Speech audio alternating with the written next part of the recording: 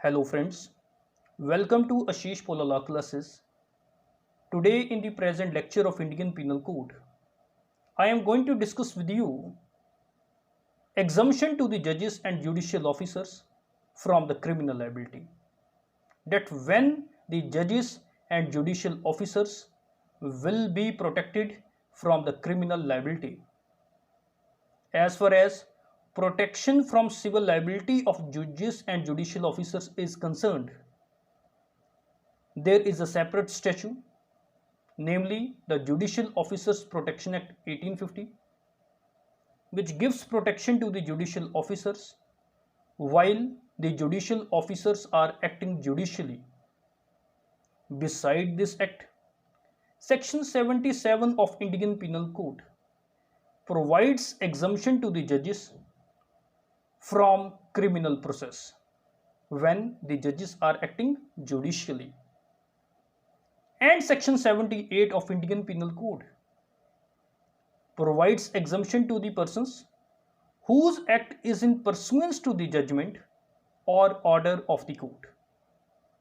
That means to say, the judges and judicial officers are protected from civil liability through the provisions of Judicial Officer Protection Act 1850, and they are protected from criminal liability by Section 77 of Indian Penal Code and 78 of Indian Penal Code.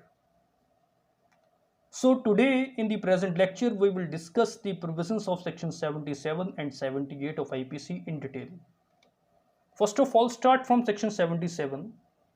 Section 77 says that when the act of a judge has been done when he was acting judicially, then the judge will be protected from criminal liability. According to Section 77 of Indian Penal Code, nothing is an offence which is done by a judge when he was acting judicially. Nothing will be an offence which is done by a judge when acting judicially. In the exercise of any power, which power is given to him by law, or which power he in good faith he believes to be given to him by law. That means when a judge has given the authority over any particular matter and he has done any act, then he will be protected by the provision of Section 77. And secondly, when he had not any jurisdiction over any particular matter, but in good faith he believes that he had got the jurisdiction over that particular matter, and if he done any act in that particular matter, then again he will be protected by the provisions of Section 77 of IPC. But in both these cases, it is very important that judge must act judicially. If he was not acting judicially, then he will not be protected by the provisions of Section 77 of IPC. So after reading the bare language of Section 77, it can be said that to get the benefit of Section 77, the following ingredients must be satisfied. First of all, the act must have been done by a judge in discharge of his official duty. That means to say, when the act was done by a judge, but if he was not discharging any official duty, then Section 77 will not come to save that particular judge. So first ingredient is the act must have been done by a judge in discharge of his official duty. Secondly, the act must be within the jurisdiction of that judge, and the act must be performed in good faith. Okay, so what is the scope of immunity to the judge within the provisions of Section 77 of IPC?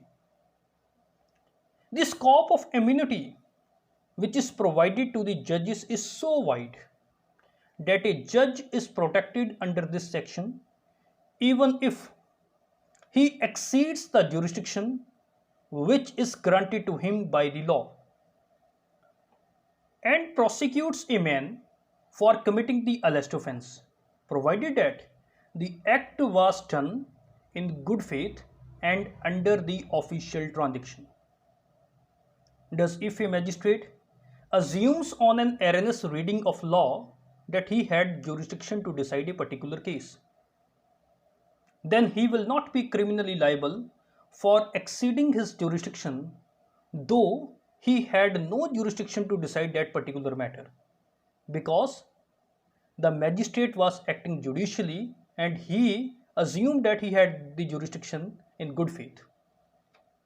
But when the judge knowingly exceeds the jurisdiction, it is very important.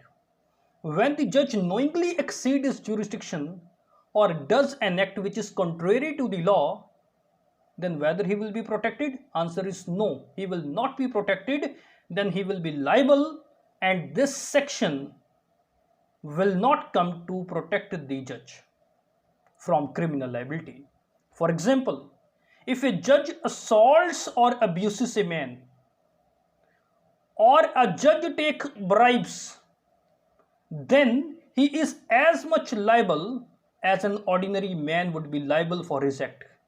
And section 77 of Indian Penal Code will not protect that particular judge who assault or abuses a man or who takes the bribery.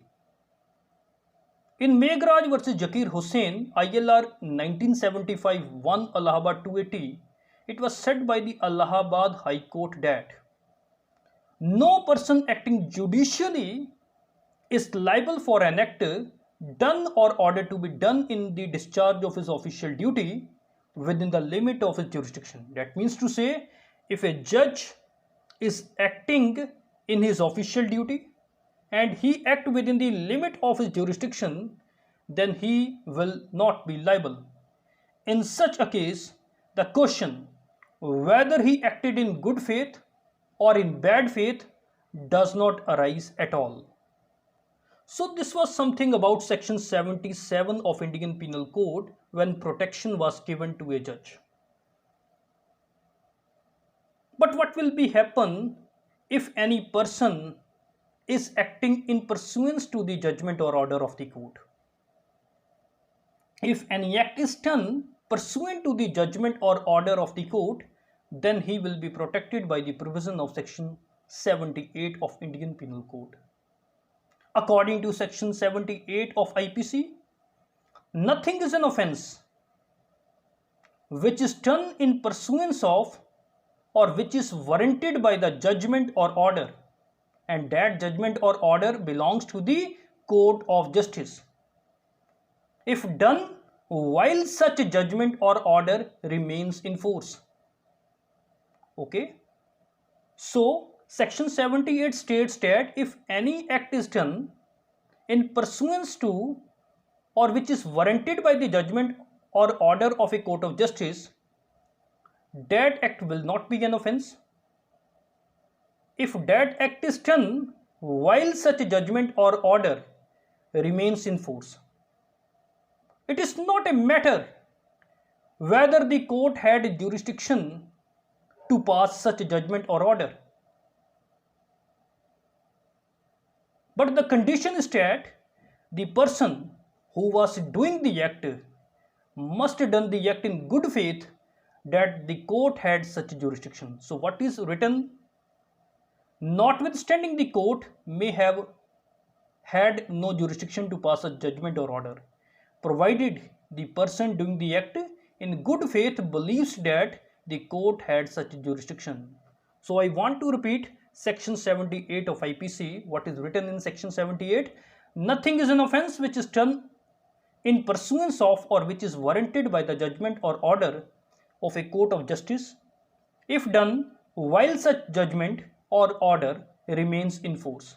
Notwithstanding, the court may have had no jurisdiction to pass such judgment or order, provided the person doing the act in good faith believes that the court had such jurisdiction.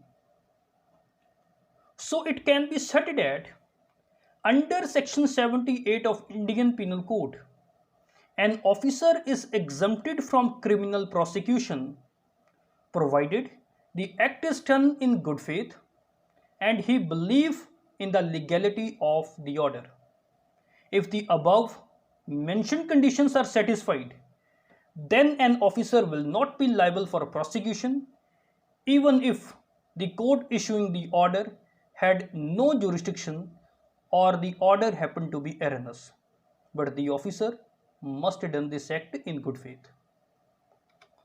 So friends, if you like my lecture, then please subscribe my channel, like my video, share my videos, and if any one of you want to take notes of my law lectures, then you can visit my blogs at lawarticles2020.blogspot.com to get notes of my law lectures. Thank you very much.